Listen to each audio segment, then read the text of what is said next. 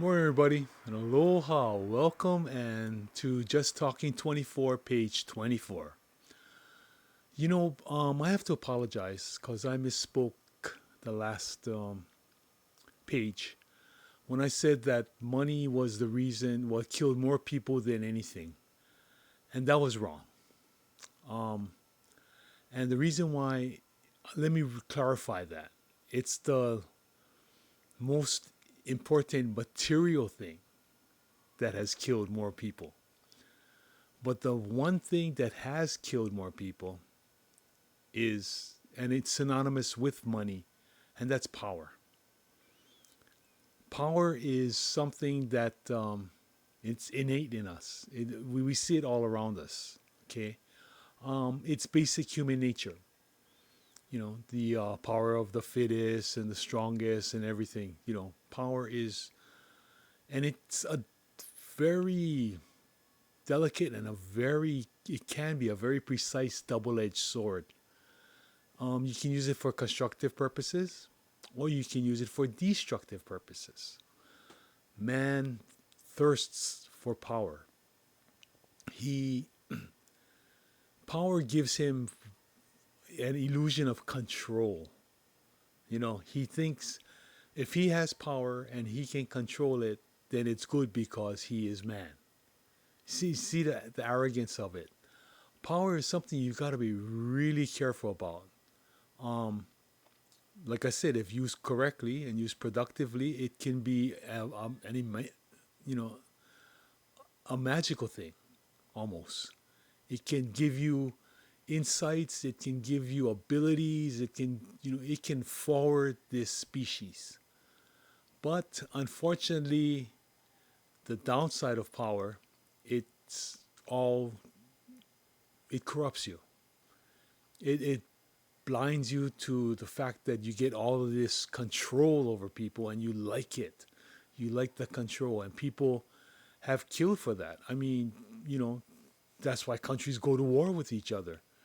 They want, they want more territory. They want more wealth. They want more power, and it's sad. It really is. And people, they want it so badly, and they can't control it.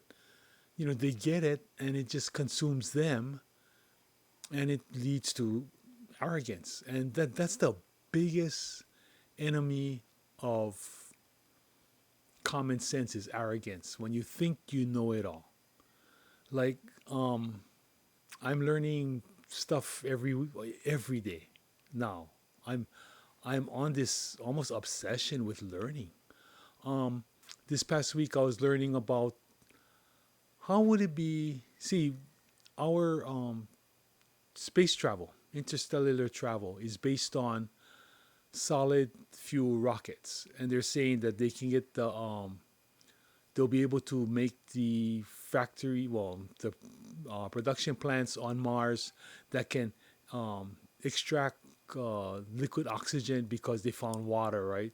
Some remnants of water, and I guess hydrogen. They found hydrogen too, so they can extract that and make their own fuel.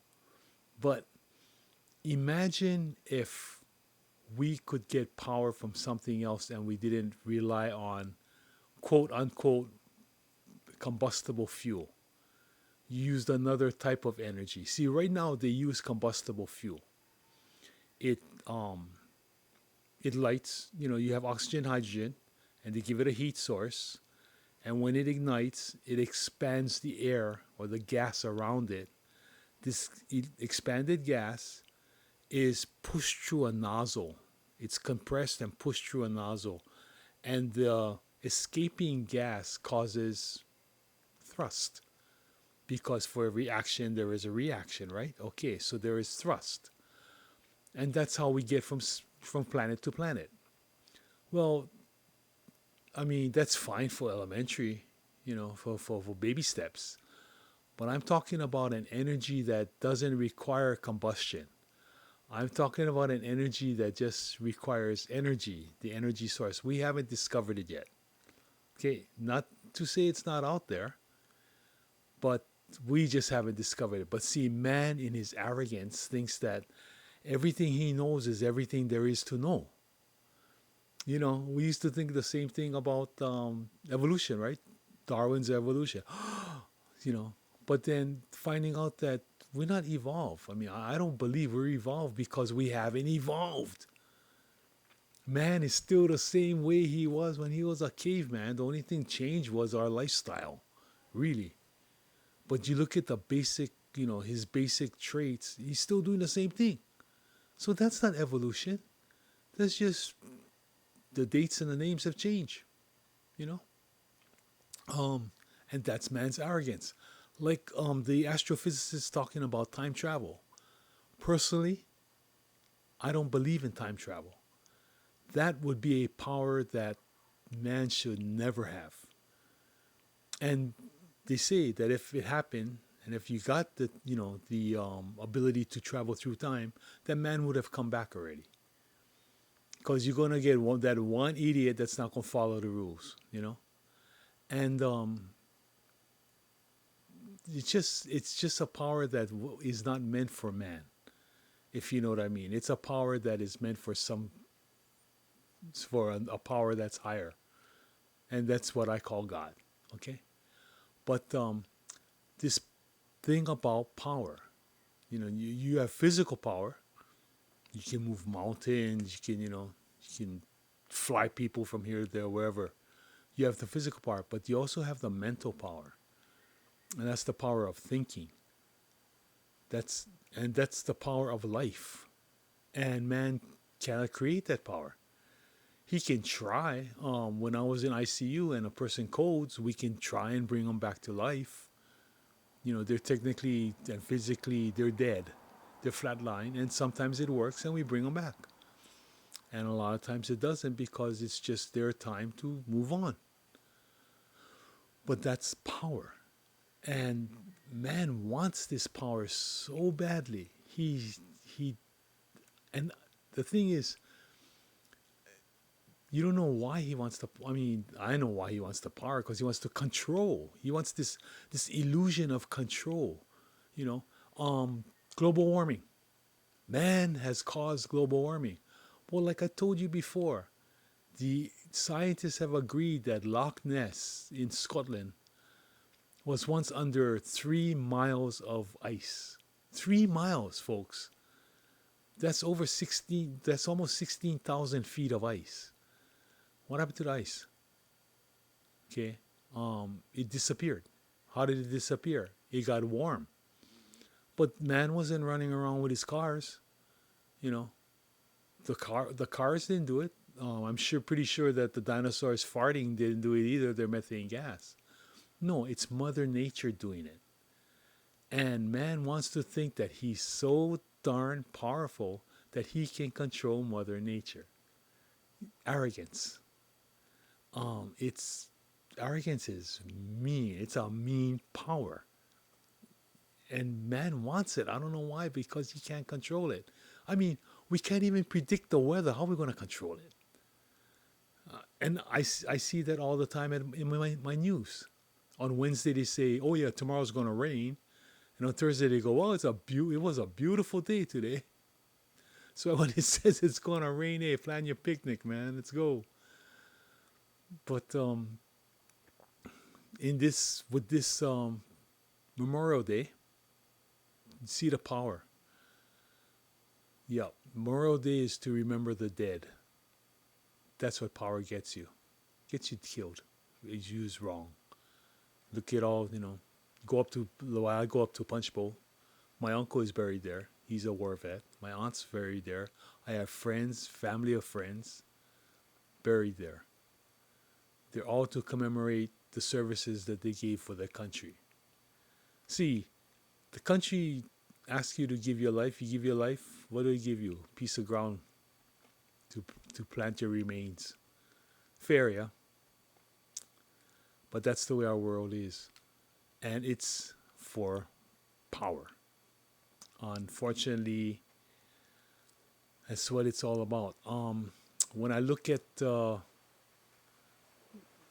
America and how we became a superpower. Oh, now we're a superpower. And militarily, yeah. But as far as other things, I'm sorry, but America's slipping, and that's why Donald Trump is trying to do what he's doing. He wants to make America great. I mean, he wants America to be a superpower. If you read between the lines, he's saying that we're not there. We're not the superpower that we used to be. But neither is any other nation, really. Militarily, we're hands, hands and feet above most nations. But economically, China's beating us. Medically, we're number 48 in the world. So there are 47 other nations that are beating us. Educationally, same thing. We're going the wrong way. We're going down. Okay, and that's just because, and you gotta believe it. Our society, we peaked already.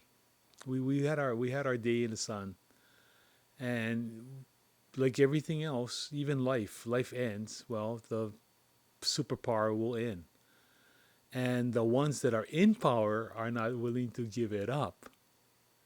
And I don't know what's going to happen, really. You don't know what these at what length they'll take to hold on to this power. And I hope it isn't a drastic thing. Although desperate people will do desperate things in desperate times, and um, they'll blame the desperate times for that, which is sad. But it's all from power. Power is it's nothing something not that's not easy to curb. The saying is unbridled power. In other words, um, it deals with horses. A bridled horse is a horse with a bit in its mouth to control it. Well, unbridled means there's no control. Your horse, you're riding bareback with no bridle, no bit. That's a true, and the horse is doing what the horse wants to do. Now, if you train the horse right, the horse will be gentle. You train the horse wrong, and you can, pardon me for saying, but you can do what Reeves did. Christopher Reeves fell off the horse and broke his neck. That can happen. You know, um, it's your choice, your decision. Uh, Even Indians, they used to ride their horses, but without a bit. The horse was just tied in the front so that they could, if you control the horse's head, you control the horse. I mean, we're taught that in football. In blocking, if you control the person's head, you control the person. That's why we're taught to stick thumbs in the ear holes of the helmets and don't get caught. Yeah, you control the head, you control the person. Same thing, unbridled power. That's what we want. That's what man wants. He wants unbridled power, but then he doesn't know how to control it. Look at cold fusion. Cold fusion is all about that. The whole thing about power comes from the atomic level. To control the amount of power that comes from a split, an atomic split. Because when an atom splits, it gives off heat. It gives off energy in the form of heat. If you can control that energy, you control what they think, you control the universe. And they've been searching for it. They call that cold fusion because the reason why it's called cold is because it's heat, but they can control it. Yeah, it's a play on words, but that's what they're fighting for. And two physicists, one from MIT and one from I believe Stanford, they once claimed that they did it, and never was done again. They had their 15 minutes of fame, and then they were proven wrong, and they're proven liars, and they're laughed right out of their profession. I don't know what they're doing now, but that's all right. Yeah, but that's what it's all about. Man's quest to control power, control. Instead of living with nature, we're trying to control nature. Why? Because that's how man is? I guess so. The arrogance, that's arrogance. We got to cut it out, folks. We got to learn to live with each other, learn to live as one. Because if not, divided, and you've seen it in the United States, we're so fragmented now, we're falling apart. Same thing with the human race. We still are fragmented. You get people, cultures, um, whether it be religious, like the Jews, the Jewish people. Jews is a religion. It's not a nationality. It's not a specific uh, um, what is that word? Not a specific breed. Okay, there's no such thing as a Jew breed. If you took a DNA, there's no strand for just Jewish. It's a religion, and yet they call themselves a people. See, they want to be separate. Everybody wants to be separate because power and control. You can't tell me no, it's not because of that. It is because of that. Um, like I used to think, oh, because I was from Hawaii, you know, I know everything in the ocean, but that's when you learn that you really don't know anything in the ocean, but you have to live with the ocean. You get certain rules that you do that perpetuate the use of the ocean, and unfortunately, um, we haven't done it. People don't do it. They just take, thinking that they can repopulate at any time, or they're not even thinking about that. Um, People think I'm weird because I don't like lobster. I really don't care for lobster. And they go, why? I said, because I had so much of it when I was growing up. And they look at me and I said, no, it really was. And this is only like 50 years ago, but it was so plentiful. Um, my uncle and I, well, my uncle loved to fish. And during lobster season, whenever the weather was right or the conditions were right, we would go lay net. He would call me up and say, "Hey, I'll pick you up. We're gonna lay net." And we'd lay net and we catch. In fact, we caught so much. I mean, not hundreds. I mean, dozens. But you look at them, and if it's a female, you throw it back. And how you can tell the female is, the flippers under the tail. There are like flippers. If they're wide, if the tail is wide and the flip, that's a female. It's wide because she got to hold eggs. If it's a narrow tail, close together, that's a male. Okay, you keep the males. Or if she did have eggs, some of them, I mean, they don't watch a calendar, right? They don't, say, okay, this is the month I'm gonna get pregnant. No, it doesn't work like that. Usually, it was the months with R's in it. It was the season was open, so that's September through April. So May, June, July, August all don't have R's in it. That's not the season is closed. That was the breeding season. That's how it was made by the DLNR, Department of Land and Natural Resources, or the game wardens, and that was fine. And because you got 8 months, in 8 months you eat a lot of lobster, man. Believe me. Because when you lay lobster net, you don't catch fish. Yeah, the net is, well, one thing, it's cordage, and the eyes are big because you only want the big lobsters. You don't want the small ones, and fish can go all the way through. And if the fish was really big and it hits the net, it's gonna just turn away from it. And usually you lay lobster nets against the rocks, so fish not swimming there, the big fish. So yeah, you'd catch pretty much lobsters and crab once in a while, crabs, 7-Eleven crabs and stuff like that. But that was, and we had the power to perpetuate that by just taking what you need. That's what we were taught. That's what I was taught. When you go to the ocean, you take what you need. Not all you want. You don't do that. No. And when I used to go diving with my friends, my friend Dennis, his grandparents lived out in Punaluu, on the other side of the island, and we'd go diving out there. And what are we going to dive for? And then I usually want one fish. I'll catch one good one, a moo, or so something good that you can take home to eat. But we'd also catch for Tutukan and Tutuini, his grandparents, because he's going out there. He gives them a call. You need anything from town, because they don't drive very often, and they don't need much. I mean, like grandma and grandpa, um, they had their vegetables in their garden, and she always had a pot of stew on the stove.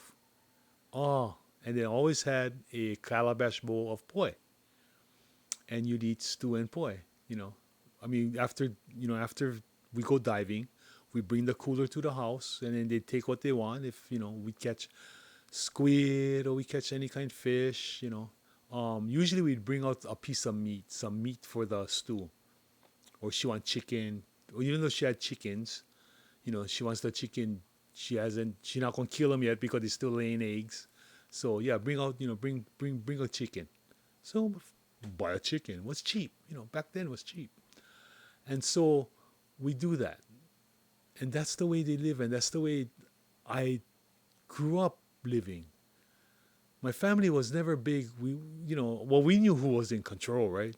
Mom was the matriarch, and what she says, Dad would go along with. So therefore, that's the ladder, command ladder. So that was set, but we didn't put that "I'm better than you" kind of thing. I was never brought up on that. So it's not. It's a foreign idea, that kind of family. Um, we all, if we had to talk about something, we all talked about. It was an open family. We were always free to speak if you spoke constructively. Now, if you're just talking to, expel gas, then no. But if you said something, well, unless you're telling a joke, you know, conversation, yeah. But I was very blessed. I feel very blessed to have that kind of, family atmosphere. It didn't matter how old you were allowed to speak if you had a point. And if mom and dad are making a point, then you just shut up. Sorry, but like I said, I went until the eighth grade, so that was about 14 years old before I was allowed to say shut up. Yeah, you were not. Standard American English was spoken in this home at all times, unless, of course, the only time it wasn't was when my grandfather got sick. And he was pure Hawaiian. And this was back in 1963. He got lung cancer.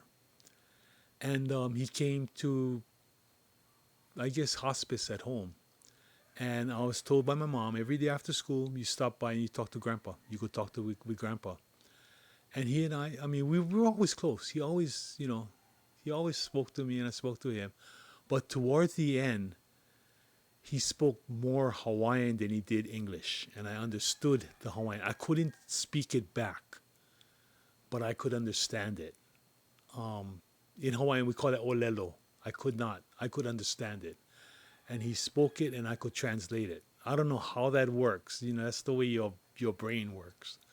But yeah, he was speaking. And at the end, when he finally did go to the hospital because he got too bad at home, he was speaking pure Hawaiian. And they would sneak me in because, remember now, I'm only 8 years old. But 8 years old, I'm already 5'4", 5'5". So they're sneaking me in. We just all walk into the room.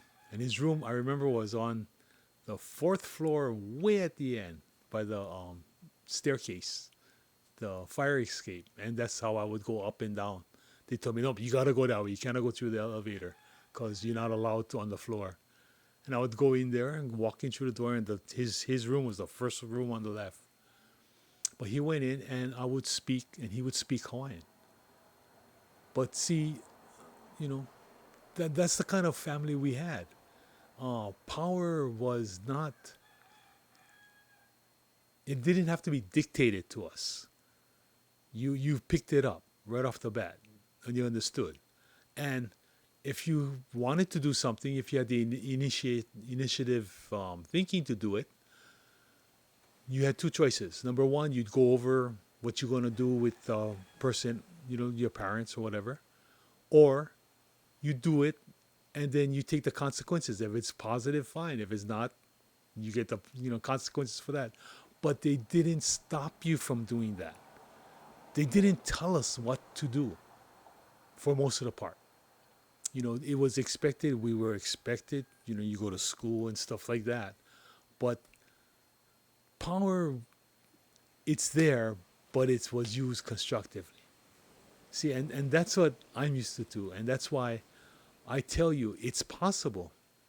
It's possible. But the thing is, you got to control it.